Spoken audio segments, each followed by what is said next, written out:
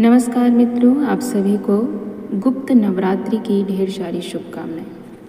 जैसा कि हम सभी जानते हैं कि हमारे सनातन धर्म में 4 नवरात्रियां आती हैं, जिनमें से 2 नवरात्रियां गुप्त होती हैं। इन गुप्त नवरात्रियों में भी हम बाकी नवरात्रियों की तरह ही माँ की आराधना कर सकते हैं, उनकी पूजा अर्चना कर सकते हैं। तो इस साल जो गुप्त नवरात्रि आने वाली है वो 15 जुलाई से शुरू हो रही है और 23 जुलाई तक इसका समापन होगा। यानी कि जो घट स्थापना करते हैं वह 15 जुलाई से शुरू होगी। घट स्थापना का शुभ मुहूर्त जो है वो 6 बजे से 10 बजे तक रहेगा और कुछ पंचांगों के अनुसार ये 5:33 से 10:09 तक भी रहेगा। तो यानी कि 15 जुलाई को ही घट स्थापना होगी और इसकी जो शुरुआत होगी वो 14 जुलाई से ही हो जाएगी। साथ ही साथ हम इसकी जो समापन है वो 23 जुलाई 2026 को करेंगे। यानी कि जो लोग 9 दिनों का व्रत रहते हैं, 9 दिनों के व्रत का पारण करना है जिनको, वो 23 जुलाई को व्रत का पारण कर सकते हैं। अब आइए जानते हैं कि नवरात्रि क्या होती है। नवरात्रि एक ऐसा समय, दिव्य समय है जिसमें आप कोई भी पूजा आराधना करते हैं, जो भी अपनी पूजा की प्रक्रिया करते हैं, उसका लाभ अन्य समयों की अपेक्षा कई गुना अधिक मिलता है, क्योंकि यह दिव्य समय होता है, दिव्यता से भरा होता है।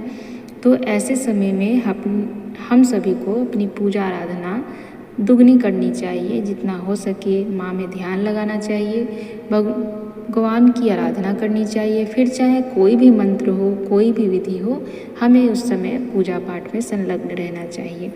जैसा कि आप गायत्री मंत्र का अनुष्ठान कर सकते हैं, माँ दुर्गा की आराधना कर सकते हैं, सप्तशती पाठ कर सकते हैं या फिर माँ दुर्गा के किसी मंत्र का जाप कर सकते हैं। तो नवरात्रियाँ अपने आप में एक बहुत विशेष समय है और गुप्त नवरात्रियों का भी अपना एक विशेष महत्व होता है। सनातन धर्म में आषाढ़ मास की गुप्त नवरात्रि का विशेष धार्मिक और आध्यात्मिक महत्व माना जाता है। वर्ष में 4 नवरात्रियाँ आती हैं, जिनमें चैत्र और शारदीय नवरात्रि सार्वजनिक रूप से व्यापक रूप से मनाई जाती है, जबकि माघ और आषाढ़ की गुप्त नवरात्रि साधना, उपासना और देवी आराधना के लिए अत्यंत फलदायी माना जाता है। इन 9 दिनों में माँ दुर्गा के 9 स्वरूपों की पूजा अर्चना के साथ साथ शक्ति साधना, मंत्र जप और विशेष अनुष्ठान किए जाते हैं। ध्यान रखिए कि विशेष अनुष्ठान सभी लोग करते हैं, जिनसे जो बन पड़ता है वो करते हैं और नवरात्रियों में हर व्यक्ति अपने हिसाब से माँ की आराधना करता है। तो ऐसे में जब आप आराधना करते हैं तो कोई भी पूजा पद्धति को चुन सकते हैं। जैसे कि हम चैत्र की नवरात्रि, अश्विन की नवरात्रियों में माँ की आराधना करते हैं, या फिर जो गायत्री अनुष्ठान करने वाले लोग हैं जो गायत्री का अनुष्ठान करते हैं तो वो गायत्री का अनुष्ठान कर सकते हैं। हमारे चैनल पे पहले से भी गायत्री की कौन कौन से अनुष्ठान आप कर सकते हैं उसकी बहुत सारी वीडियो हैं। जैसे कि आप मंत्र लेखन अनुष्ठान कर सकते हैं, गायत्री चालीसा का अनुष्ठान कर सकते हैं, 24,000 का अनुष्ठान कर सकते हैं, लघु गायत्री अनुष्ठान कर सकते हैं। तो सभी पर वीडियो उपलब्ध हैं, सभी पर आपको जानकारी दी गई है। आप कोई भी एक पद्धति अपना लीजिए, या फिर आप माँ दुर्गा की आराधना करना चाहते हैं तो माँ दुर्गा के किसी मंत्र की आराधना कर लीजिए। 9 दिनों में सप्तशती का पाठ कर सकते हैं, या फिर यदि आप पूरे किताब नहीं पढ़ सकते हैं, पूरा पाठ नहीं कर सकते हैं, तो संपूर्ण पाठ का निचोड़ सिद्ध कुंजिका स्तोत्र में मिल जाता है। तो आप सिद्ध कुंजिका स्तोत्र का पाठ कर सकते हैं। जैसे कि आपने एक संकल्प ले लिया कि हम इतना करेंगे, यानी कि हम 9 दिनों में प्रतिदिन 11 बार सिद्ध कुंजिका का पाठ करेंगे, सिद्ध कुंजिका मंत्र का जाप करेंगे। तो इस प्रकार से भिन्न भिन्न भांति से साधक अपनी पूजा अर्चना की विधि को अपनाते हैं, क्योंकि दिव्य समय होता है, माँ के साथ जुड़ने का एक अलौकिक समय होता है, अलौकिक वातावरण उस समय होता है, जिससे कि आपको उसका प्रभाव मिलता है।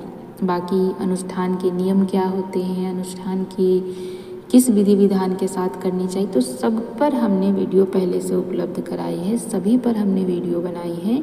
आप सभी उसे बहुत अच्छे से देख सकते हैं, समझ सकते हैं और यदि कोई परेशानी होता है तो अभी समय है, आप हमें कमेंट करके बताइए, तो हम आपको उस पर वीडियो भी उपलब्ध करा देंगे कि आप कौन सी पूजा पद्धति अपनाना चाहते हैं, आपको किस विषय में जानकारी चाहिए। अभी 15 जुलाई को नवरात्रि शुरू होगी, यानी कि मान के चले हम कि 14 तारीख को ही इसकी शुरुआत या इसकी तैयारियां आप कर लेंगे।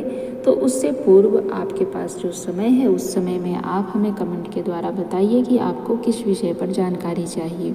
वैसे तो हमने बहुत सारी जानकारी अपने चैनल पे पहले से उपलब्ध कराई हैं, परंतु फिर भी यदि आपको कोई जानकारी चाहिए, कोई विशेष जानकारी चाहिए जो आपको समझ नहीं आता या आपको कठिनाई होती है, चाहे फिर वो गायत्री अनुष्ठान हो या फिर माँ दुर्गा की आराधना हो, दोनों में से किसी भी विषय पर आप प्रश्न कर सकते हैं। हम आपका मार्गदर्शन करेंगे और आपको हम उचित मार्गदर्शन देने का भरपूर प्रयास करेंगे। तो जैसा भी आपको लगता है आप कमेंट में अपनी राय अवश्य दीजिएगा। बाकी जो लोग भी नवरात्रि मन से करते हैं उन सभी को एक बार पुनः बहुत बहुत धन्यवाद और बहुत बहुत शुभकामनाएं। यह वेला माँ के साथ जुड़ने का है, माँ में मग्न होने का है, माँ के साथ एकाकार होने का है। तो ऐसे समय को जाने ना दें, इस दिव्य समय में माँ के साथ जुड़ने का प्रयास करें। जो कुछ भी नहीं कर सकते हैं, माँ का ध्यान करें, माँ का नाम जप करें, माँ की पूजा आराधना, उनकी आरती, उनकी चालीसा कुछ भी पढ़कर उनके साथ जुड़ने का प्रयास करें। दिन भर आप भजन के द्वारा भी माँ के साथ जुड़ सकते हैं। अनेक विधियाँ हैं माँ के साथ जुड़ने का, लेकिन मंत्रों का अनुष्ठान विधिवत करने का एक अपना अलग महत्व होता है, क्योंकि फिर हम उसे बहुत विधि विधान के साथ करते हैं।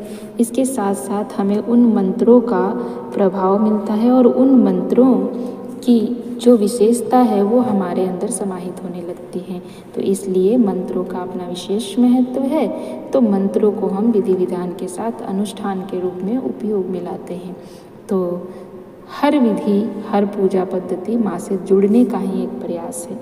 तो इस नवरात्रि पर आप सभी बहुत अच्छे से अपनी अनुष्ठान पूजा अर्चना करें और माँ के साथ जुड़ने का अवश्य प्रयास करें। आपको ये जानकारी कैसी लगी हमें कमेंट करके ज़रूर बताइएगा। किस विषय पर आपको जानकारी चाहिए यह भी कमेंट कीजिएगा। हम आपको भरपूर उस विषय पर जानकारी देने का प्रयास करेंगे। तो आज के लिए सिर्फ इतना ही। जल्द मिलेंगे फिर एक नए ज्ञान, एक नई भक्ति, एक नए धर्म ज्ञान के साथ। आज के लिए सिर्फ इतना ही। नमस्कार।